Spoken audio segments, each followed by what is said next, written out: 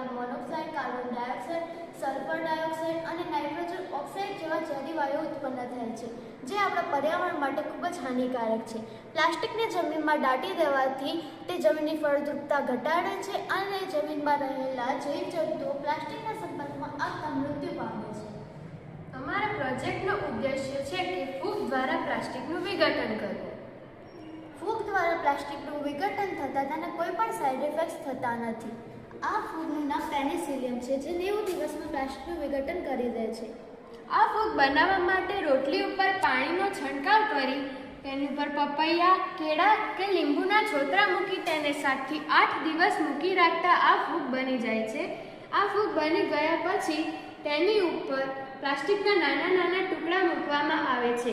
15 થી 20 દિવસમાં આ પ્લાસ્ટિકના ટુકડાનું પાતળું થતા જોવા મળે છે અને 25 થી 30 દિવસમાં તેનું 90% વિઘટન થતા જોવા મળે છે.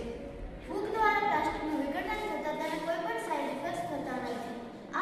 અમારા પ્રોજેક્ટ દ્વારા ગ્રામ્ય કક્ષામાં પ્લાસ્ટિકનું વિઘટન કરવું એ ખૂબ જ સરળ બની જશે. આ ફૂગની સાથે સાથે દરિયાઈ ફૂગ, એસ્પરજીલસ અને પેસ્ટાલોટિયોપ્સિસ નામની ફૂગ પણ આ પ્લાસ્ટિકનું વિઘટન ખૂબ જ ઝડપથી કરી શકે છે. આપણા ઘરમાં જે પ્લાસ્ટિક આવે તેનું વિઘટન કરવું જોઈએ તો એનું રિસાયકલ કરવું જોઈએ. આ પ્લાસ્ટિક રૂપી રાક્ષસનું વિઘટન કઈ રીતે કરવું તે આજ માટે સૌથી મોટો પ્રશ્ન ઊભો થયો છે. તેથી અમે આ ફૂગ દ્વારા પ્લાસ્ટિકનું વિઘટન કરીએ છીએ. એકવાર પ્લાસ્ટિક ઘરમાં આવી જાય તો તે ઘરની બહાર જવું જ ના જોઈએ.